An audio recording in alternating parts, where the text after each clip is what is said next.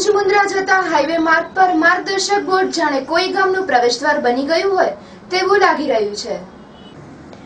Bhuj Mundra highway road પર Kutch university તેમજ મુન્દ્રા જવા માટે માર્ગદર્શક બોર્ડ લગાડવામાં આવ્યું હતું, જે બોર્ડ કોઈ કારણોસર તૂટી ગયેલ છે, પરંતુ આ બોર્ડને તંત્ર દ્વારા ફરીથી લગાડવામાં આવ્યું જ નથી, જેથી એવી લોક ચર્ચા છે કે તંત્ર દ્વારા લાખોની ગ્રાન્ટો આ બોર્ડ માટે મંજૂર થાય છે, પરંતુ આ બોર્ડ તો જાણે માર્ગદર્શક બોર્ડ નહીં કોઈ ગામનું પ્રવેશદ્વાર હોય તેવું લાગી રહ્યું છે।